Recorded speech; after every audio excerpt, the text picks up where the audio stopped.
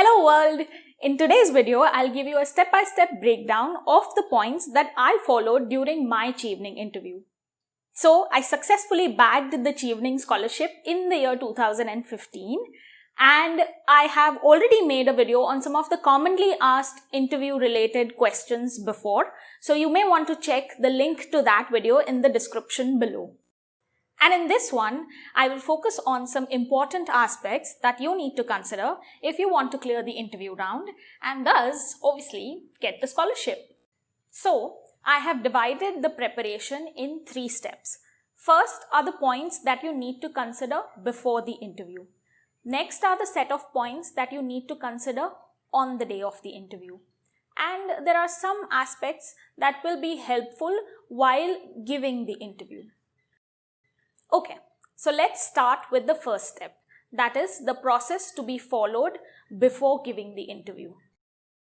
First of all, understand that if you've got an email stating that you have been selected for the interview round, then understand that this isn't a small thing. It's a big deal. So give yourself a pat on the back.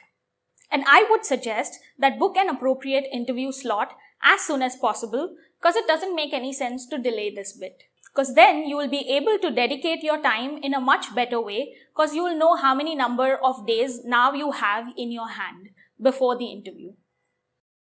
Next thing that you may want to do is reading your essays and application answers thoroughly. Basically, you may have forgotten everything about these. So, it is best to refer to these again. Simply go through the answers and do not try to memorize them. Just soak in the information. Now understand that you have been selected for the interview because your application was outstanding. And now they want to know more about you and whether you have the required capability and competency to get the funding. So this is your chance to tell your story. For this, I would suggest that give yourself a focused time of 2 to 3 days. Sit with a pen and a notepad or a laptop and jot down all the points and elaborate on your answers that you have already provided. Contemplate and quickly scan through your career of whatever years. Check whether there are any achievements which you think are important and which you probably haven't included in your application. Basically, write down everything, even the minutest of things that you think will make a difference. You need to jot it down. In the end, highlight the most important points from this whole exercise. The idea is to focus on the best of examples. And again, this isn't about memorizing. Instead, it is about soaking in the information so that you will be extremely well prepared for the final day. Check if there are some examples which show your leadership qualities. Now, what are leadership qualities? It could be mentoring people. It could be resilience, that is dealing with some sort of failure. Also, you can include adaptability and flexibility, especially realigning your goals during these tough times. So all of this comes under leadership qualities. And I believe that this exercise is very important because here you will find a lot of stuff that will finally make your application stand out.